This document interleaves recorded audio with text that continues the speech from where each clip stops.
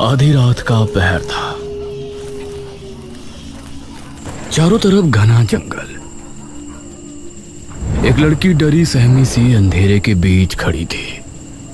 ये मैं कहाँ आ गई? क्या मैं सही जगह हूँ?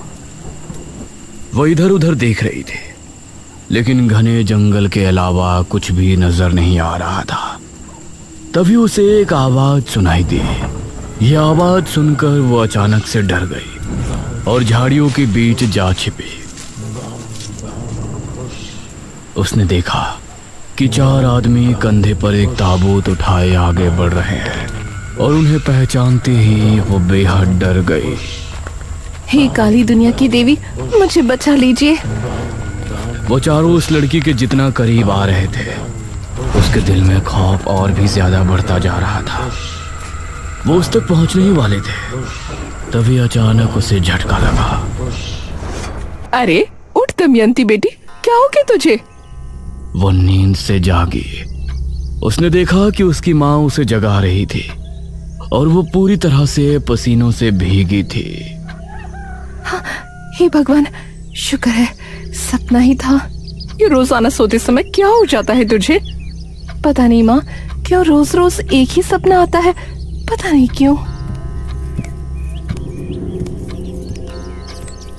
दमयंती बिस्तर से उठी और फिर उसने अपने माँ बाप के साथ नाश्ता किया।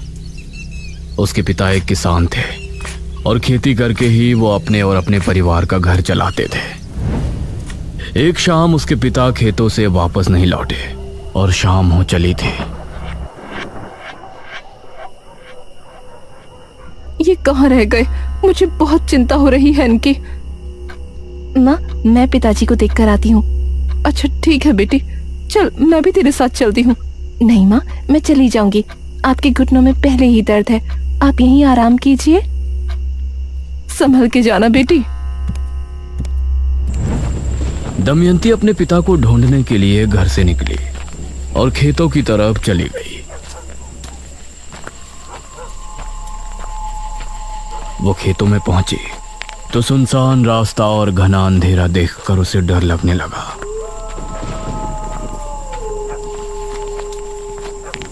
हे भगवान, रात में तो ये इलाका कितना डरावना लग रहा है। वो तेज तेज कदमों के साथ आगे बढ़ रही थी। तभी दमयंती, उसे एक आवाज सुनाई दी। कौन कौन है? दमयंती, मेरे पास चली आओ। तुम अभी इस दुनिया के योग्य नहीं हो। ये आवाज सुनकर दमयंती बेहद डर गई। हे भगवान, मुझे ये आवाज बार बार क्यों सुनाई देती है? तभी उसे कुछ ही दूरी पर एक बड़े से पेड़ के नीचे एक आकृति दिखाई दी। कौन है? चली आओ दमयंती, तुम इस दुनिया के योग्य नहीं हो। ये देखकर उसके माथे पर पसीने आ गए और वो डर कर वापस से घर की तरफ भागी।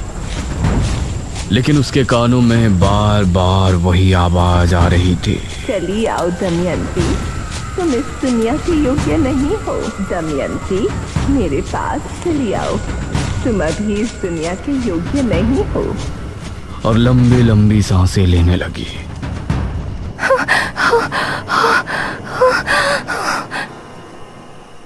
अरे दमयंती बेटा, क्या हुआ? माँ, माँ। दमयंती अपनी माँ से लिपट गई।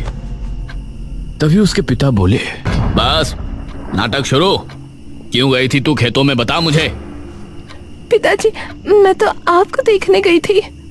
तू चुप कर। पता है मुझे, तुझे बस बाहर जाने का बहाना चाहिए। गई होगी अपने किसी प्रेमी से मिलने। नहीं जी, ये आपको ही देखने गई थी। ये आप क्या कह रहे हैं? तो चुप कर। तूने ही पैदा किया है इसको। अगर बेटा पैदा करती तो मेरा काम में हाथ बटाता। इसकी तरह मुसीबत नहीं पैदा करता। दमयंती अपने पिता के स्वभाव से बहुत दुखी थी। दिन में बाप के ताने और रात में उसे रोजाना वही सपना आता था, जिसमें 4 लोग कंधे पर ताबूत उठाए घूम रहे होते थे। दिन और रात उसे कभी सुकून नहीं था। उसी समय गांव में भी अजीब सी घटनाएं घटने लगी थी। एक आदमी मोहन नगर से घर को लौट रहा था। आज तो कितने दिनों बाद बीवी से मिलूंगा। आज की रात बहुत खूबसूरत होगी।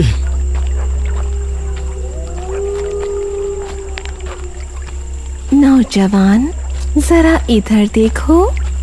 यह आवाज सुनते ही मोहन ने पीछे पलट कर देखा। उसने पाया कि पीछे भड़कीले कपड़े पहने एक लड़की खड़ी है। गोरा मखमली बदन, काले घने बाल, वो कोई अप्सरा लग रही थी। उसके चेहरे पर नकाब लगा था। इसके बावजूद उसकी नीली आंखें मोहन के दिल पर किसी तेज खंजर से ही गहरा हमला कर रही थी। कौन हो तुम? मेरे करीब आओ मोहन, अपनी पत्नी को भूल जाओगे। ये सुनकर मोहन के चेहरे पर मुस्कान छलक आई और वो भागकर झट से उस लड़की के गले लग गया। वो उसकी कोमल कमर पर हाथ फेर रहा था। तभी उस लड़की ने भी उसे कसकर गले लगा लिया। तभी मोहन को उसके शरीर की गर्मी महसूस हुई। तुम इतनी गर्म कैसे हो रही हो? यह कहते हुए वो उससे अलग हुआ तो अब उस लड़की की आंखें लाल चमक रही थी। ये देखकर मोहन का दिल दहल उठा और उसकी चीख जंगल में गूंज कर रह गई।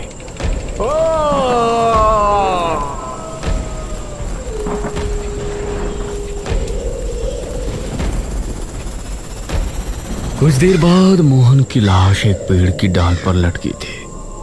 उसका शरीर पूरी तरह से पीला पड़ा था। गांव के लोग इन घटनाओं से परेशान थे और दमयंती के साथ अभी भी उसके पिता की तरफ से बुरा व्यवहार चल रहा था। इसी तरह उसकी उम्र 25 साल हो गई थी और अब उसकी मां को उसके विवाह की चिंता होने लगी थी। हमारी दमयंती विवाह के योग्य हो गई है जी। हमें लड़का देखना शुरू कर देना चाहिए। क्या मतलब है तेरा? लड़का देखना शुरू कर देना चाहिए? क्या तेरे पास दान दहेज है उसे देने के लिए? अरे हमारा जो कुछ भी है उसी का तो है। कौन सा अपना बेटा है जो आपको संपत्ति उसके नाम करनी है? मैंने सोच लिया है, मैं उसका विवाह जमींदार से करवा दूंगा। ये आप क्या कह रहे हैं? जमींदार तो आपकी उम्र का है। आप हमारी पुत्री का विवाह उससे कैसे करवा सकते हैं? ये सब दमयंती अपने कमरे से सुन रही थी और मन ही मन वो अपने आप को कोस रही थी। मैंने उससे बात कर ली है, वो विवाह भी करेगा और हमें 50,000 स्वर्ण मुद्राएं भी देगा। क्या आपने अपनी पुत्री का सौदा कर लिया? 5,000 मुद्राओं के लिए आप उसको बेच देंगे? ये सुनकर दमयंती के पैरों तले जमीन निकल गई और वो उसी रात को अपने माता पिता के सोने के बाद घर से भाग निकली। कहते हैं इंसान का सबसे बड़ा दुश्मन उसका अकेलापन होता है, जो अब उसके साथ था। जिन अंधेरों से उसे डर लगता था अब वो उसका सामना कर रही थी।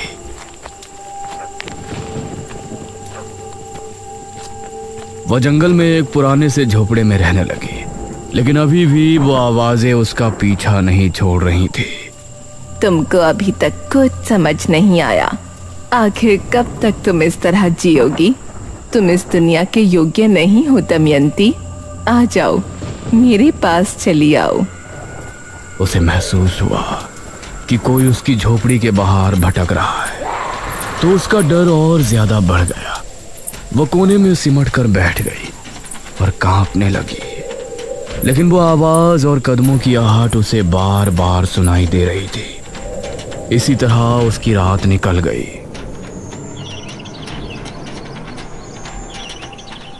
मैं यहाँ नहीं रह सकती। मुझे इंसानों के बीच ही रहना होगा, वहीं मैं सुरक्षित हूँ। इसी सोच के साथ दमयंती उस समय विजयनगर के राजा भीम सिंह के यहाँ हाजिर हुई। उसे देखकर महाराज के मन में अजीब भावनाएं उत्पन्न होने लगीं। सुंदरी, कौन हो तुम? दमयंती ने महाराज को अपनी पूरी जीवन गाथा सुनाई, जिसे सुनकर महाराज को बहुत आश्चर्य हुआ। दमयंती, हमें बहुत अफसोस है कि आपके साथ इतना कुछ हुआ, सिर्फ इस वजह से कि आप कन्या हैं। इतना कुछ होने के बाद भी आपने कोई गलत कदम नहीं उठाया। हम आपकी सराहना करते हैं और आपको अपने महल में रहने का प्रस्ताव रखते हैं। ये सुनकर दमयंती बहुत खुश हुई। महाराज की जय हो, महाराज भीम सिंह की जय हो। दमयंती को महाराज ने एक कक्ष दे दिया और वो उसमें आकर बहुत खुशी थी। कितने न्यायप्रिय राजा हैं भीम सिंह। जहाँ हमारे पिता ने हमें उनके घर में बोझ समझा, वहीं महाराज ने मुझे अपने इतने बड़े महल में जगह दे दी। ये तुम्हारी गलत सोच है दमयंती। तुम इस दुनिया के योग्य नहीं हो। मेरे पास चली आओ। यह आवाज सुनकर दमयंती ने अपने कानों पर हाथ रख लिया। नहीं। तभी उसके दरवाजे पर दस्तक हुई। दमयंती जी। उसने उठकर दरवाजा खोला तो एक सिपाही सामने खड़ा था। दमयंती, तुमको महाराज ने बुलाया है। क्या महाराज ने हमें बुलाया है इतनी रात में? जी, जल्दी चलिए वरना वो क्रोधित हो जाएंगे। यह सुनकर दमयंती उस सिपाही के साथ कक्ष से निकली और महाराज के कक्ष में पहुंची, जहां महाराज मदिरा पान कर रहे थे। आओ दमयंती, आओ, बैठो। यह सुन दमयंती उनके सामने जाकर बैठ गई। दमयंती, हमने तुमसे ज्यादा खूबसूरत कन्या अपने पूरे जीवन काल में नहीं देखी। महाराज, हमने भी आपके जैसा कोमल हृदय पुरुष अपने जीवन काल में नहीं देखा। हम सोच रहे थे आपको अपनी रानी बनाए, लेकिन ये क्या महाराज, ये आप क्या सोच रहे हैं? अगर आपकी जाति ऊंच होती तो हम आपको रानी बना लेते। महाराज, मैं आपकी दासी बनके ही खुश हूँ। मुझे रानी बनने का कोई लोभ नहीं। अवश्य, आप हमारी मुख्य दासी हैं। ये कहकर महाराज ने उसका हाथ पकड़कर उसे अपने करीब खींच लिया। महाराज, ये आप क्या कर रहे हैं? महाराज ने दमयंती को कसकर गले लगा लिया। तुम हमारी दासी हो, एक दासी का कर्तव्य पूर्ण कीजिए। ये सुनकर दमयंती हैरान रह गई। उसकी चीखें कक्ष के बाहर तक जा रही थी। नहीं, छोड़िए मुझे, छोड़िए, नहीं। और उसके बाहर खड़ा पहरेदार भी उनको सुनकर मुस्कुरा रहा था।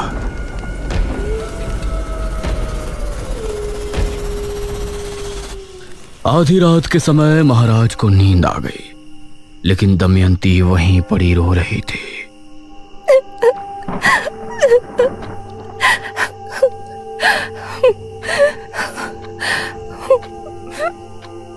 उसने एक बार महाराज की तरफ गुस्से से देखा और फिर बाहर निकली। उस समय बाहर खड़ा पहरेदार भी सो गया था। अब दमयंती महल से भी चुपचाप निकल आई, लेकिन अब उसे समझ नहीं आ रहा था कि वो कहाँ जाए। वो आंसू बहाती हुई सुनसान रास्ते से आगे बढ़ रही थी। तभी उसे कुछ याद आया। सही थी तुम। मैं इस दुनिया के योग्य नहीं हूँ। कोई मुझे कुछ नहीं समझता। मुझे तुम्हारी जरूरत है। मुझे पता था कि तुम एक दिन मेरी पुकार जरूर सुनोगे। हाँ, अब मुझे समझ आ गया है। लेकिन अब तुमको भी मेरे सामने आना होगा। कहाँ हो तुम? जहाँ तुम हो उससे दक्षिण दिशा में कुछ कदम की दूरी पर शमशान भूमि से 2 कोस दूर मैं तुम्हारा इंतजार कर रही हूँ। दमयंती दक्षिण दिशा में रवाना हुई।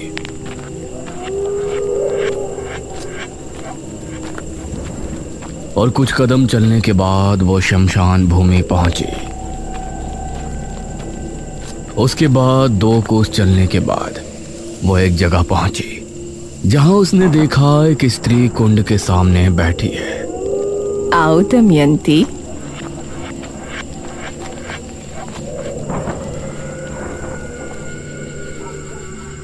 कहिए, आप मुझे कैसे जानती हैं?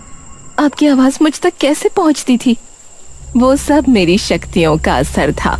मैं एक सिद्ध तांत्रिका हूँ। मुझे तुम्हारी जरूरत है और तुमको मेरी। बहुत कम लोग ऐसे होते हैं जो भगवान के खेल को समझते हैं, जो हमेशा हम मनुष्य को परेशानी में डालता है, भूखमरी लाता है, भूकंप लाता है, कभी मनुष्यों द्वारा तो कभी सीधे तौर पर हमें परेशानियां, दुख, दर्द देता रहता है। लेकिन फिर भी लोग उसकी पूजा उपासना करते हैं। लेकिन मुझे पता था कि तुम एक दिन उसकी चालाकी समझ जाओगे और मेरे पास जरूर आओगे। हाँ, मुझे नफरत है इंसानों से। मुझे हर एक मर्द से नफरत है। मेरे पिता मुझे बोझ समझते थे और जिस राजा ने मुझे अपने महल में पनाह दी, उसने मेरे साथ वो किया जो उसे शोभा नहीं देता। और ये सब मेरे साथ तब हुआ जब मैं भगवान को बहुत कुछ समझती थी। लेकिन अब मुझे भगवान में विश्वास नहीं है। नहीं है वो। बहुत अच्छे। लेकिन तुमको मेरी मदद करके क्या मिलेगा? तुमने मुझे ही क्यों चुना? मेरी उम्र 30 वर्ष हो गई है। अब मुझे एक महाविद्या करने के लिए एक शिष्य की जरूरत है। अगर तुम मेरी शिष्य बनकर मेरी बताई विद्या की क्रिया संपन्न करने में मेरी मदद करोगे तो तुम्हारे अंदर अपार शक्तियां आ जाएंगी और मेरी शक्तियां दोगुनी हो जाएंगी। मैं करूंगी जो आप कहेंगे, मैं सब करूंगी। ये सुनकर तांत्रिका के चेहरे पर मुस्कान झलक आई। जा, मेरी उस कुटिया में जा और जो वस्त्र वहां रखे हैं उन्हें धारण करके आ। उसके कहने पर दमयंती उसकी कुटिया में गई और कुछ देर बाद बाहर निकली। उसके द्वारा दिए गए कपड़े काफी भड़कीले थे। शैतान को खुश करना है तो ऐसे वस्त्र धारण करना स्वाभाविक है। हैरान ना हो, अपनी आंखें बंद कर लो। दमयंती ने अपनी आंखें बंद कर ली और फिर तांत्रिका ने महामंत्रों का जाप शुरू किया। वो कई बड़े बड़े मंत्रों को पढ़ती और उनके पूरा होते ही दमयंती के शरीर पर अभिमंत्रित जल डालते। सर्दी के मौसम में ठंडा पानी दमयंती के कोमल दमकते शरीर पर पड़ता तो वो सिहर उठती, लेकिन वो अपनी जगह पर आंखें बंद किए बैठी थी। इसी तरह 3 रातों तक उस तांत्रिका ने दमयंती का जल नहान किया और फिर उसने दमयंती को एक बड़ा सा पत्र दिया। इस मंत्र को याद कर लो। मंत्र बड़ा है लेकिन इसको तुम्हें पूरा याद करना है। दमयंती मंत्र को याद करने में लग गई।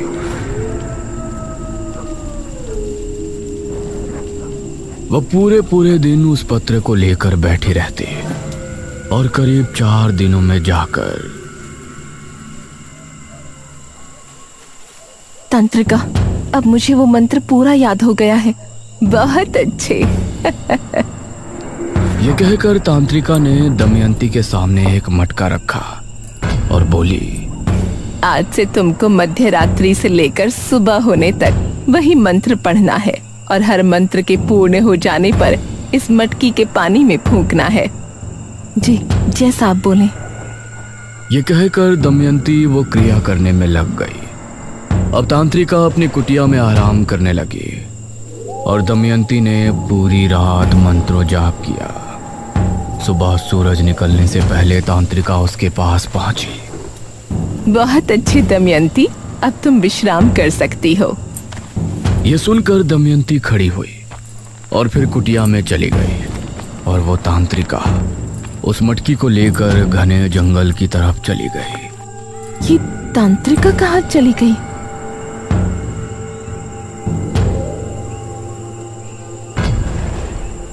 अब दमयंती इसी तरह से रोजाना मंत्रों को जाप करके मटके में फूंकती और फिर तांत्रिका उसे उठाकर जंगल की तरफ चली जाती।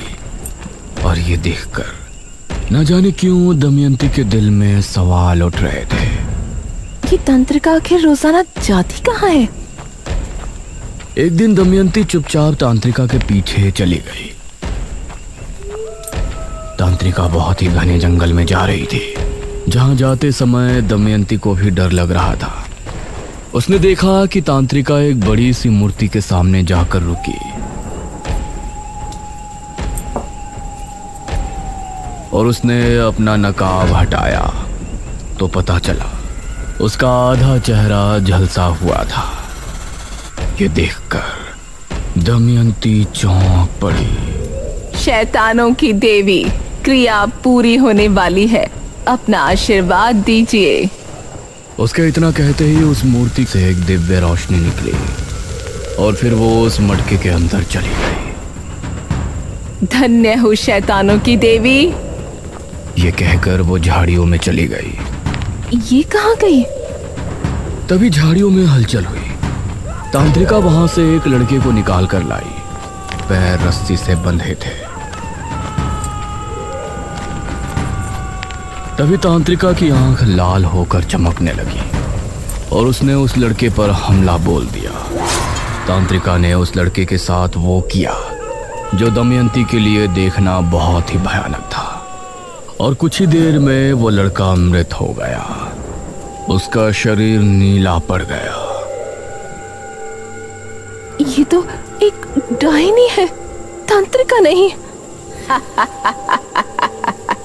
क्रिया पूर्ण होते ही मैं इस मटकी का भी मंत्रित जल पी लूंगी और तभी मैं कर्ण पिशाचिनी की शक्तियां भी हासिल कर लूंगी। उसके बाद अपने इस झुलसे शरीर को छोड़कर मेरी आत्मा दमयंती के शरीर में वास कर लेगी। तब मैं बनूंगी इस संसार की सबसे खूबसूरत डायनी, जिसके पास कर्ण पिशाचिनी की शक्तियां भी होंगी।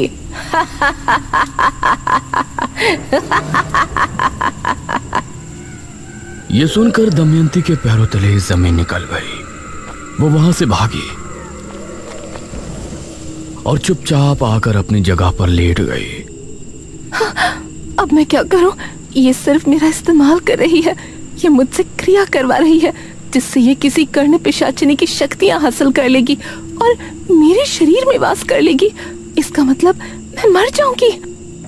दमयंती को अब बहुत ही बुरा लग रहा था, लेकिन इस बार उसने इस मुसीबत से निकलने का एक हल खोज लिया था।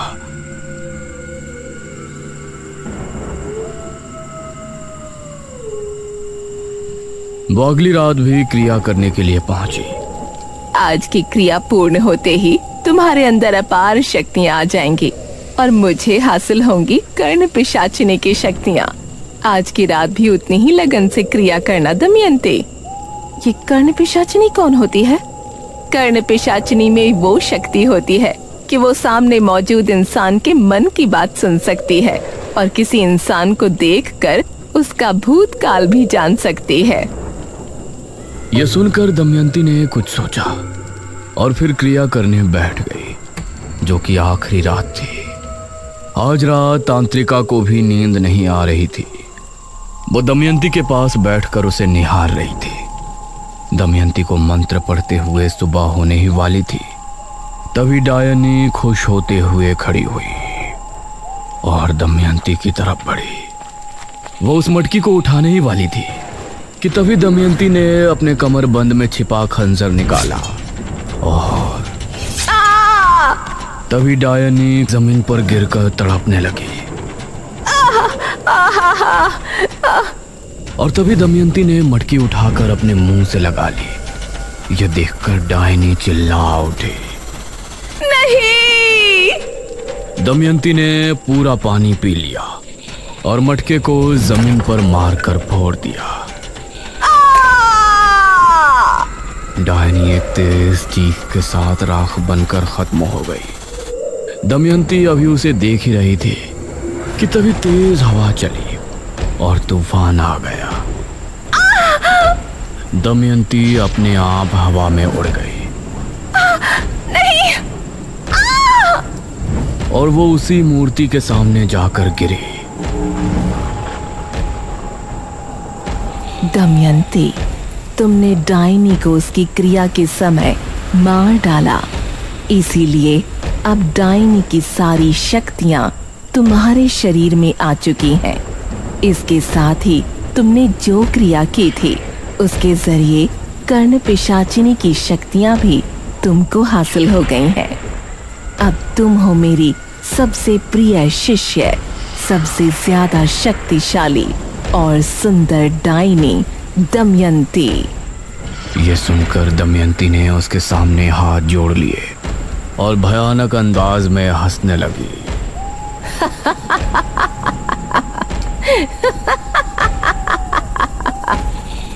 दमयंती के साथ आगे क्या होगा और उसका निशिर मोलो के साथ क्या संबंध है, ये जानने के लिए बने रहिए ताबूत के अगले भाग में भी।